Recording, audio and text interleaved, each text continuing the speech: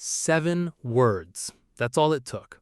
New referee body cam footage released by FIFA itself shows Jude Bellingham walking up to referee Ismail Helfath seconds after England's World Cup semifinal exit to Argentina, shaking his hand and saying, "Some shocking ones, but all the best." No shouting, no blow-up, just the calm, ice-cold sentence delivered directly to the official's face on a body cam FIFA controlled in a tournament that was already drowning in officiating controversy before this clip even existed.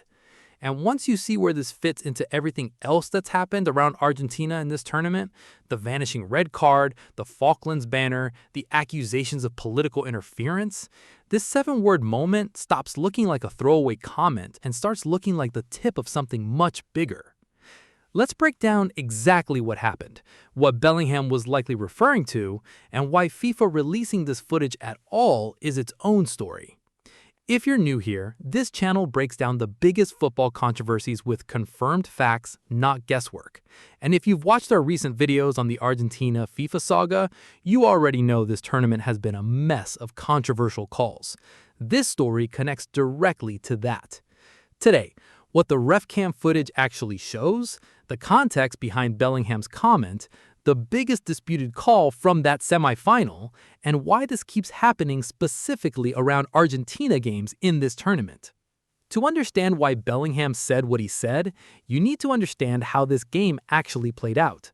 England faced Argentina in the World Cup semifinal in Atlanta on July 15th. Anthony Gordon put England ahead in the 55th minute, a huge moment, with Thomas Tuchel's side just 5 minutes from a World Cup final with that lead intact deep into the second half. Then it fell apart. Argentina scored twice late, through Enzo Fernandez and a stoppage time winner from Lautaro Martinez, both goals assisted by a 39-year-old Lionel Messi, still pulling strings at the highest level of the sport. Final score, 2-1 Argentina. Tuchel faced heavy criticism afterward for how he tried to protect that lead. He subbed off goalscorer Anthony Gordon in the 72nd minute for a defender, switching to a back five, and brought on Nico O'Reilly for Declan Rice, a set of changes widely read as playing for the final whistle instead of playing to win. When you sit that deep for that long against a team with Messi still on the pitch, you're inviting exactly the kind of chaos that unfolded. So there's a legitimate tactical conversation to have about how England lost this game. But that's not what the internet is actually talking about right now. It's what happened in the tunnel walk immediately after. FIFA has an official behind-the-scenes referee body cam program running throughout this tournament, capturing footage from the official's point of view for later release. And in the footage from this specific match, there's a moment right after the final whistle that's now going viral. As Argentina's players celebrated their win, Bellingham approached referee Ismail Helfath, the American-Moroccan official who took charge of the match. He held out his hand, Helfath shook it, and as he did, Bellingham can be heard saying, "Some shocking ones, but all the best." 7 words, a handshake, composed, not screaming, but unmistakably a shot at the officiating. What makes this land differently than a normal post-match complaint is the delivery. This isn't the heat-of-the-moment outburst caught by a stray microphone. It's a controlled, deliberate comment made directly to the referee's face on a camera system FIFA themselves operate and later chose to release. Some reports even note Bellingham was in tears in the moments around this exchange, which tells you exactly how much this match, and specifically how it ended, meant to him. It's worth being precise here about what we don't know. Bellingham never named a specific decision. FIFA's footage doesn't include him elaborating, so anyone telling you definitively which call he meant is speculating, including plenty of headlines running right now. What we can do is look at what the game's biggest talking points actually were and let you draw your own conclusion. If there's one moment that's dominating the conversation about what Bellingham might have meant, it's this. In the build-up to Argentina's winning goal, Messi appeared to make contact with England's Jed Spence. It happened in a dangerous area, moments before Argentina scored the goal that eliminated England from the World Cup. VAR did not recommend the incident for review. No penalty, no free kick. Play continued, and less than a minute later, Argentina had the winner. Now, to be fair to the officiating crew for a second, contact alone doesn't automatically mean a foul, and VAR's threshold for intervening on subjective contact decisions is intentionally high, precisely so referees don't get overruled on every borderline shove in a crowded box. That's a legitimate defense of the non-call. But here's why it's not landing that way with England fans, or with Bellingham apparently. This wasn't a random midfield coming together. This was contact on the exact build-up to the exact goal that knocked England out of a World Cup semi-final, involving the most scrutinized player on the pitch, in a tournament where Argentina's conduct was already under the microscope for other reasons. When a call like that goes unreviewed at that moment, in that context, shocking is a pretty understandable word for a player who just watched his World Cup end on the other side of it.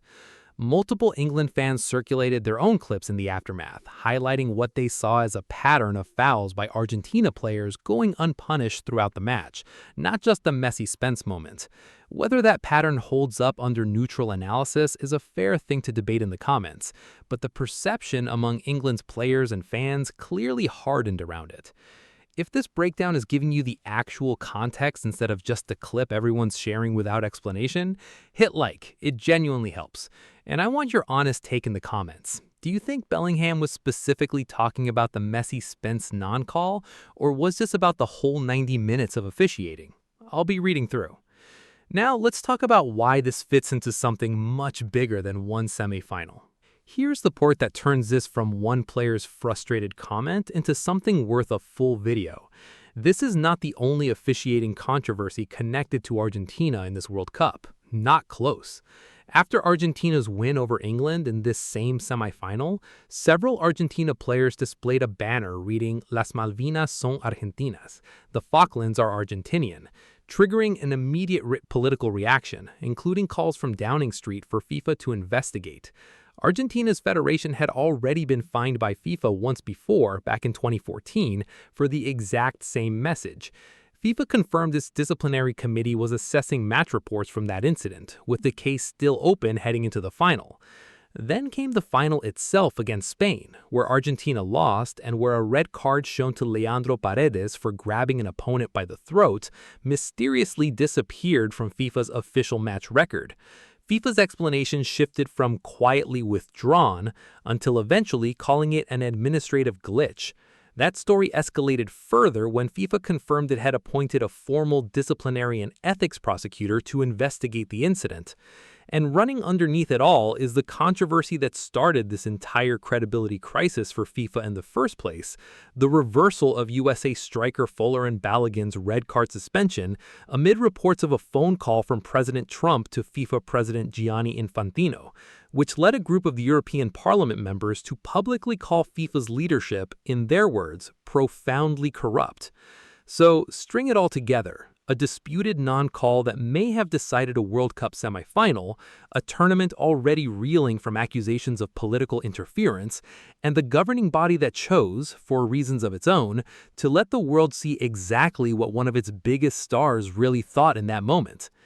Tell me in the comments, was Bellingham right to say it, even that quietly? And which call do you think he actually meant? If you want the full breakdown the second FIFA's Argentina investigations produce an actual ruling, subscribe and turn on notifications. I'll have it covered within hours. See you in the next one.